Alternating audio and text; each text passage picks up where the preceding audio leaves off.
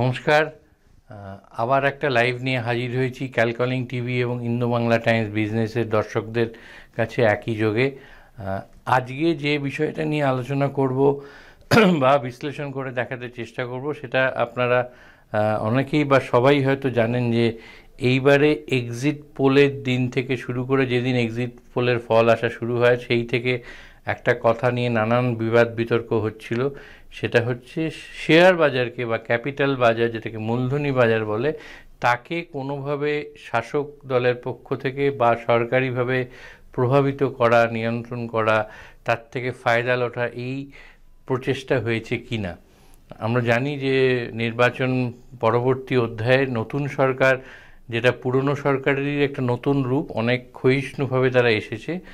তো তাদের ক্ষমতায় আসার পরে কংগ্রেস সহ একটি দুটি দল মিলে তারা আদালতেরও দ্বারস্থ হয়েছে যে এর মধ্যে কোনো কিছু অনৈতিক বা বেআইনি কিছু আছে কিনা। তো আমরা ঠিক ওই জায়গাটাতেই দেখব যে কি হয়েছে এবং তার মধ্যে সত্যি সত্যি কোনো এই ধরনের অনুসন্ধান করে দেখার প্রয়োজন আছে কিনা, বেআইনি কিছু অনৈতিক কিছু হয়েছে কিনা।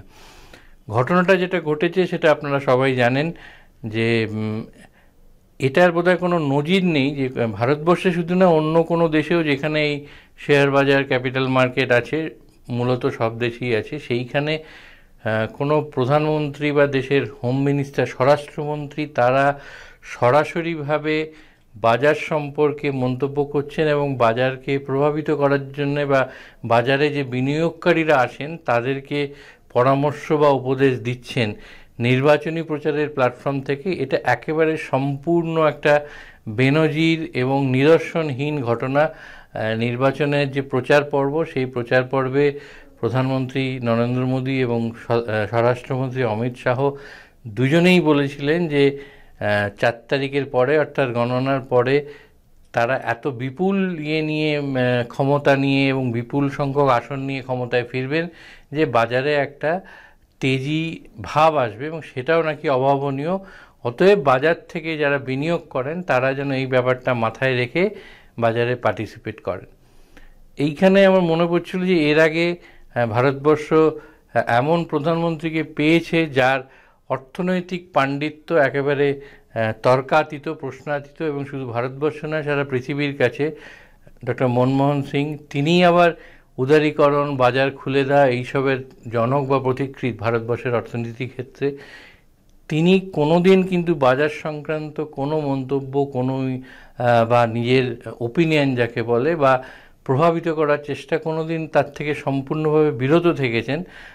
এবং যে একবার একটা মন্তব্য উনি করেছিলেন সেটা অনেকটা এইরকম ছিল, আমার এক্স্যাক্টলি কনটেক্সটটা মনে নেই, কিন্তু শেয়ার বাজারের এইরকম হঠাৎ কোনো তেজিভাব বা মন্দাভাব নিয়ে একটা প্রশ্নের উত্তরে এই প্রভাতপ্রতিম প্রবীণ অর্থনীতিবিদ জানিয়েছিলেন যে শেয়ার বাজারটা নাকি একটা অদ্ভুত ব্যাপার। উনি অর্থনীতির অন্যান্য বিষয়গুলো বুঝলেও শেয়ার বাজারটা কোনোদিনই তার পক্ষে বোঝা হয়ে ওঠেনি। কী কারণে যে হঠাৎ সেখানে তেজিভাব আসে, হঠাৎ মন্দাভাব আসে, কারা শেয়ার বাজার নিয়ন্ত্রণ করে, এটা নাকি ওনার বোঝা হয়ে ওঠেনি। আর এইখানে আমরা এখন আমাদের বর্তমান প্রধানমন্ত্রী এবং স্বরাষ্ট্রমন্ত্রী, আগের টার্মে ওনারাই প্রধানমন্ত্রী এবং স্বরাষ্ট্রমন্ত্রী ছিলেন, ওনারা কিন্তু একেবারে সরাসরিভাবে ডাইরেক্টলি বিনিয়োগকারীদের কাছে আবেদন রেখেছিলেন যে বিনিয়োগ করুন, কারণ আগামী দিনে শেয়ার বাজার সাংঘাতিক চাঙ্গা হতে চলেছে। তারপরে যেটা দেখা গিয়েছিল, তার কয়েকদিনের মধ্যেই এক্সিট পোলের রেজাল্ট এলো এবং এক্সিট পোলের রেজাল্টে, সব এক্সিট পোলে একেবারে বলা যেতে পারে যে ইউনানিমাসলি একই ধরনের একটা রেজাল্ট দেখানো হলো, যাতে বিজেপির একটা বিপুল জয় এবং একটা বিপুল সংখ্যা নিয়ে আবার ফিরে আসা, প্রত্যাবর্তন, তার একটা আভাস দেওয়া হলো। এবং মার্কেটটা একদিনে, কিন্তু মনে রাখতে হবে, 3% বেড়ে গিয়েছিল। এই যে র্যালিটা একদিনে, এই 3% বেড়ে যাওয়াটা যে কোনো শেয়ার বাজারের পক্ষে একটা সাংঘাতিক ব্যাপার, অভূতপূর্ব ব্যাপার। তো সেটা হয়েছিল। হওয়ার পরে যেদিন আসল গণনার ফল আসতে শুরু করলো, যে মুহূর্তে দেখা গেল যে বিজেপি তাদের যে প্রত্যাশিত ফল, আপকি বার 400 পার, 400 পেরোনো, বা না হোক নিলেন 350 পেরোনো, বা নির্বাচন কৌশলী প্রশান্ত কিশোর যাকে বলেছিলেন একটা আনইমাজিনেবল গুড রেজাল্ট করবে বিজেপি, তার কোনোটার দিকেই যাচ্ছে না। এবং এই প্রথম নরেন্দ্র মোদী ক্ষমতায় আসার পরে একটা শক্তিশালী বিরোধী দল ক্ষমতায় না এলেও বিরোধী দলের একটা শক্তিশালী বিরোধী দল হিসেবে আসতে চলেছে, এবং একটা অনিশ্চয়তা যে সরকার সত্যিই এনডিএ করতে পারবে কিনা, মোদীর নেতৃত্বাধীন সরকার করতে পারবে কিনা, সেই অনিশ্চয়তার পরে বাজারে কিন্তু আবার ধস নামে, সেটাও প্রায় 2.5% মতো ধস নামে। ধীরে ধীরে আবার যখন সরকার গঠন হয়ে যায় আবার বাজার তার ছন্দে ফেরে। কিন্তু এই কদিনের মধ্যে যে বিপুল টাকার বিপুল অঙ্কের একটা কেনা বেচা শেয়ার হয়েছে, এইটাকে বলতে অনেকেই তুলনা করছে যে ইনসাইডার ট্রেডিং যাকে বলে। ইনসাইডার ট্রেডিংটা আর কিছুই নয় যে আমি একটা সিস্টেমের মধ্যে থেকে বা কোনোভাবে আমার ভেতরের কিছু খবরের ভিত্তিতে আমি সরাসরিভাবে বিনিয়োগকারীদের প্রভাবিত করছি, এবং তার ফলে এই যে প্রভাব খাটানো এবং এই যে আবেদন, এর ফলে যদি কোনো একটা বিশেষ গোষ্ঠী আর্থিকভাবে লাভবান হয়ে থাকে, ফায়দা তুলে থাকে, তাহলে সেইটা কিন্তু ইনসাইডার ট্রেডিং। এবং ইনসাইডার ট্রেডিংটা যে কোনো দেশেই একেবারে একটা গর্হিত অপরাধ এবং বেআইনি কাজ হিসেবে গণ্য করা হয়। মনে রাখতে হবে এটা কিন্তু প্রমাণ করা অত্যন্ত কঠিন ব্যাপার, যে সরাসরি ওনার মানে এই যে লিঙ্কেজগুলো যে ওনারা বলেছেন ওনাদের কাছে কিছু ইনফরমেশন ছিল কি রেজাল্ট হতে যাচ্ছে বা সবকটা এক্সিট পোল এইরকম হবে, অতএব ওই দিন বাজার চাঙ্গা হবে, এইগুলোকে জুড়ে মানে যে কানেক্টিং দ্য ডটস, এটা প্রমাণ করা কিন্তু খুবই কঠিন। কিন্তু যাকে সার্কামস্ট্যান্সিয়াল এভিডেন্স বলা যায়, সেইটা দেখতে গেলে কিন্তু একটা কোথাও না কোথাও যোগসূত্র একটা লক্ষ্য করা যাচ্ছে। কারণ ওনারা বললেন কয়েকদিনের মধ্যে একটা এক্সিট পোল এলো, সেই এক্সিট পোলের সবগুলোতেই সাধারণত দেখা যায় এক্সিট পোলের মধ্যে একটা ভেরিয়েশন থাকে, এক একটা এক্সিট পোল এক একটা এজেন্সি এক একভাবে বলেন, কিন্তু এই প্রথম দেখা গেল সবকটা এক্সিট পোল একইভাবে, এবং সংখ্যাগুলো যা ছিল তা মূলত একেবারে খুব কাছাকাছি বা একই।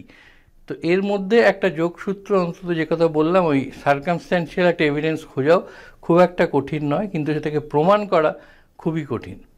আর একটা জিনিস আছে মার্কেটেই বলে, যাকে শর্ট সেলিং বলে। এবার সেইটার মধ্যেও অনৈতিক আছে কিনা বা বেআইনি আছে কিনা সেটাও দেখতে হবে।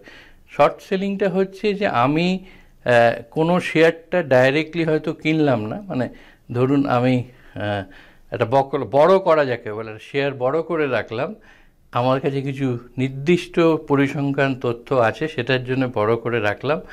এইবার আমি বাজারটা যখন ফল করলো বা বাজারটা যখন বাড়লো তখন আমি ছেড়ে দিলাম শেয়ারটা, আমি লাভ করে চলে গেলাম, কারণ আমি বর্ধিত মূল্যে ওটা কিনছি। বা আমি যদি জানি যে বাজারটা অমুক দিনে পড়বে, আমি সেই সময় কি করলাম যে ওই সেম দিনে আমি ওটাকে ছেড়ে দিলাম, আবার যখন ঠিকঠাক একটা প্রাইস হলো তখন আমরা ওটাকে আবার নিয়েও নিতে পারি। এই যে কেনা বেচার যে ডিসিশন বা সিদ্ধান্ত, সেই সিদ্ধান্তগুলো যদি আমরা কোনো সুনির্দিষ্ট এবং ভেতর থেকে আসা খবরের রেসপেক্টে নিই এবং ওই শর্ট সেলিং করি, এটা দুটো গুজরাটি প্রতিশব্দও আছে, আমি এই মুহূর্তে মনে পড়ছে না যে কীভাবে শর্ট সেলিংটা হয়। তো সেই ক্ষেত্রে কিন্তু এটাও অনৈতিক এবং বেআইনি, এই দুটো মনে রাখতে হবে। তো মূলত যে অভিযোগটা করে কংগ্রেস সহ একটি দুটি দল আদালতে যাচ্ছে, তারা এইটাই প্রমাণ করতে চাইছেন যে এই যে শেয়ার বাজারে সরাসরিভাবে প্রধানমন্ত্রী এবং স্বরাষ্ট্রমন্ত্রী যেভাবে প্রভাব করেছেন, বিনিয়োগকারীদের ওপর প্রভাব ফেলেছেন, তাতে একটা বিশেষ গোষ্ঠী মানে একটা নির্দিষ্ট কিছু সংখ্যক লোক আর্থিকভাবে ফায়দায় লুটেছেন, এবং এই যে লাভটা এটা অনৈতিক, কারণ তারা কিছু নির্দিষ্ট খবর যেটা ভেতর থেকে বেরিয়েছে সেই খবরের ভিত্তিতে এটা করেছেন। আমি আগেও যেরকম বলেছি, এটা প্রমাণ করা খুবই মুশকিল, কারণ ওই যে ডটসগুলোকে কানেক্ট করতে হবে এবং প্রমাণ করতে হবে যে এই নির্দিষ্ট এই খবরটা ছিল, সেই খবরের ভিত্তিতে এইভাবে এই স্টেটমেন্টটা করে এই বাজারকে প্রভাবিত করা হয়েছে।